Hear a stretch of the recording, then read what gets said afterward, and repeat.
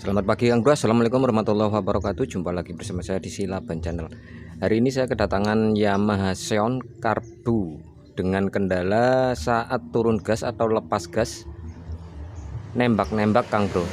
Jadi terjadi letupan-letupan di knalpot ya. Perlu diketahui untuk Yamaha Xeon ini sudah menganut sistem AIS juga ya, perangkat AIS yang sudah ditambahkan, dimana fungsi dari sistem AIS atau cara kerjanya sudah pernah kita bahas sama-sama ya. Untuk kalian yang belum tahu cara kerja dan fungsi dari AIS, bisa dicek di video di pojok kanan atas ini. Silahkan dicek buat yang belum paham. Nah, untuk selanjutnya kita lakukan proses penganalisaan di sini Kang Bro. Untuk sistem motor yang masih menggunakan karburator di sini ya, biasanya disebabkan karena adanya udara yang masuk tanpa melalui proses pencampuran di karburator.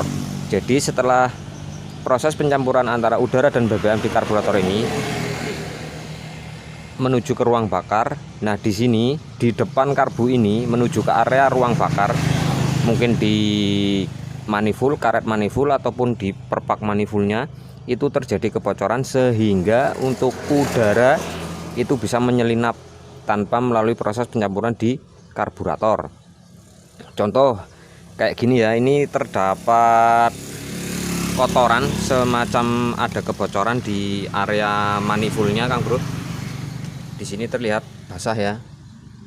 Kemudian di area bawah sini juga lebih parah lagi Kang Bro, di area sebelah bawah sini. Nah, kemudian yang menyebabkan kebocoran selain di manifold ini, untuk selang-selang ini ya, selang penghisap membran AIS di sini juga bisa terjadi kebocoran. Namun untuk kali ini selang ini masih rapat ya. Kemudian untuk satu selang lagi di sini ya digunakan untuk menghisap dari kran otomatis bensin. Di sini ya. Di sini terletaknya untuk kran bensinnya. Jadi di sini juga menggunakan membran, dimana untuk cara kerjanya itu juga diisap oleh selang yang ada di manifold ini. Jadi di sini ada dua selang ya, selang untuk ke membran kran bensin dan selang yang menuju ke membran AIS. Nah, di sini terlihat masih rapat untuk kedua selangnya. Namun di sini sudah kita dapatkan satu kebocoran di area manifoldnya sini. Ini karet ketemu aluminium, di sini terjadi basah Kang Bro. Ini indikasi terjadi kebocoran dan kemungkinan ini bisa menjadi udara dari luar itu menyelinap masuk tanpa melalui proses pencampuran di karbu. Nah, untuk selanjutnya bagian mana lagi yang akan menyebabkan kebocoran udara masuk ke ruang bakar atau ke lubang buang, itu juga bisa terjadi Kang Bro. Di sini ya, untuk saluran AIS di sini sudah dinonaktifkan Kang Bro, karena di sini sudah ditutup untuk saluran selangnya ya. Jadi saluran udara ini nanti masuk ke perangkat AIS, kemudian akan ditembakkan ke lubang buang untuk melakukan proses pembakaran ulang untuk menurunkan emisi gas buang. Nah, di sini sudah disumpal Kang Bro, sudah dibuntu, sudah ditutup, dan untuk bagian AIS ini sudah tidak difungsikan. Nah, kemungkinan dari beberapa titik yang menyebabkan ada kemungkinan udara masuk dari sistem AIS sudah dinonaktifkan, itu sudah tidak menyebabkan adanya kebocoran ya. Kemungkinan dari sistem AIS tidak ada kebocoran. Kemudian dari selang-selangnya juga rapat. Nah, di sini kita temukan satu kemungkinan udara dari luar itu masuk yang menyebabkan motor ini saat turun gas jadi nembak-nembak. Nah, untuk selanjutnya kita lepas, kita bersihkan.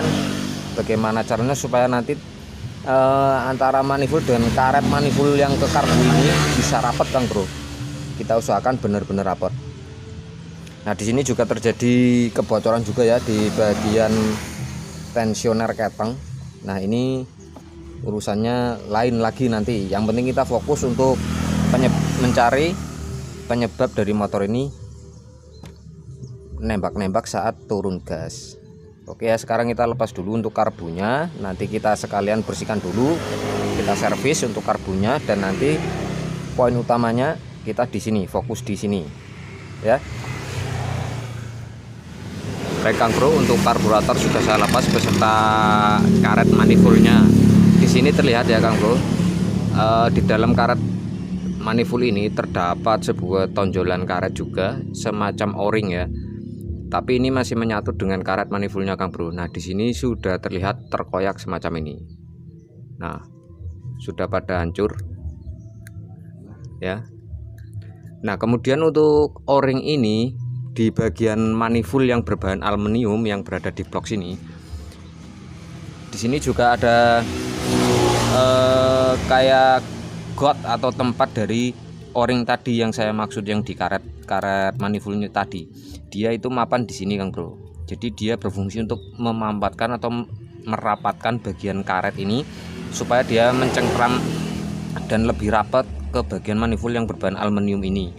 Jadi kalau untuk karet untuk o-ring yang berada di manifold ini sudah terkoyak semacam ini, nanti kita bisa siasati di bagian manifold yang berbahan aluminium sana, kita kasih seal tip saja.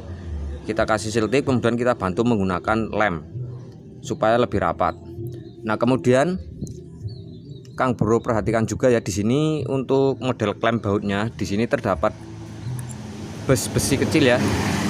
Nah, ini biasanya kalau misal ini sudah dikencangkan mentok, tapi untuk karbu dan manifold ini masih bisa digoyang, itu artinya belum kencang maksimal Kang Bro. Kita nanti perpendek saja bushing dari baut ini, kita perpendek lagi supaya saat dikencangkan maksimal ini benar-benar bisa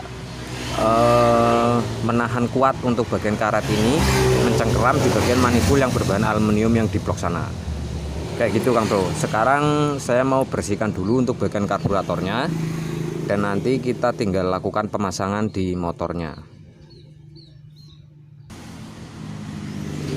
Baik Kang Bro, ini untuk proses bersihnya, untuk bersihnya sudah saya lakukan dan sudah saya rakit kembali. Sekarang kita tinggal ke langkah penanganan ya. Oh ya, ini untuk bagian bushing ini sudah saya potong tadi sekitar 2 mili, biar nanti saat dikencangkan untuk bautnya, untuk karet manifold ini bisa terpasang dengan kuat di bagian manifold aluminium. Oke, sekarang kita kasih seal tip ya untuk bagian aluminium yang ada alurnya. Kita kasih seal tip karena untuk bagian tonjolan yang ada di karet manifold ini sudah mulai terkoyak. Jadi biar dia benar-benar rapat.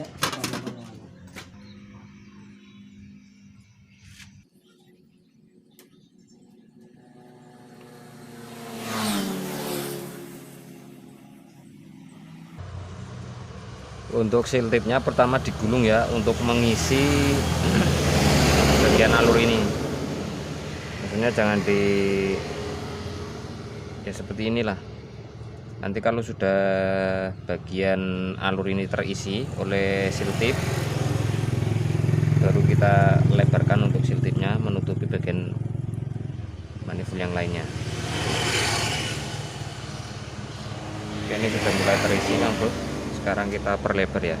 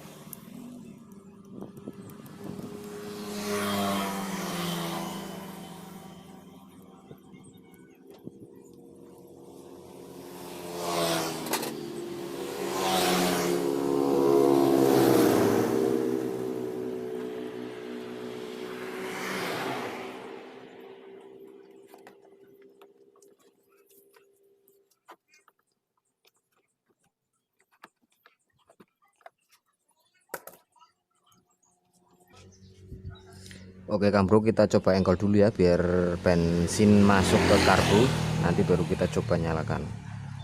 Ini untuk selang gasnya sudah terpasang semua ya, kita tinggal engkol dulu nanti baru dikontak.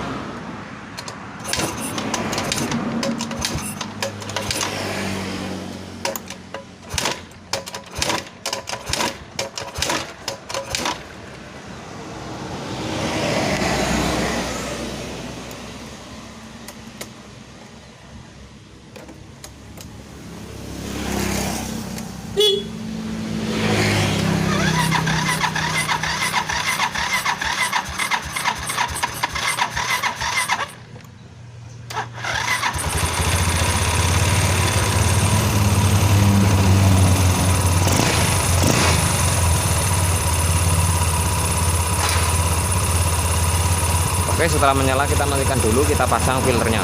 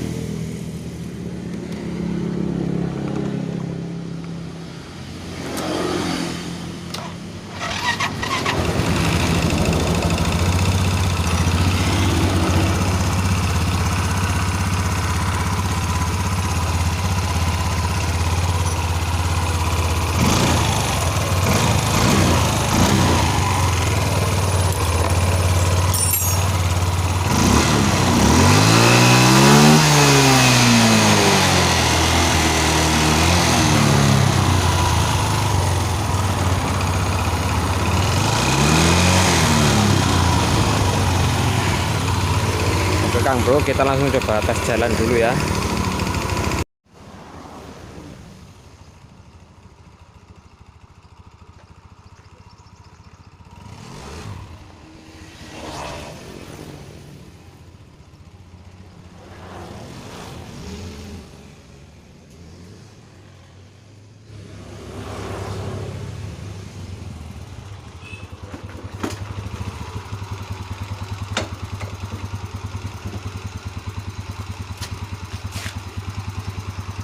Oke Kang Bro, untuk nembak-nembaknya udah sembuh ya.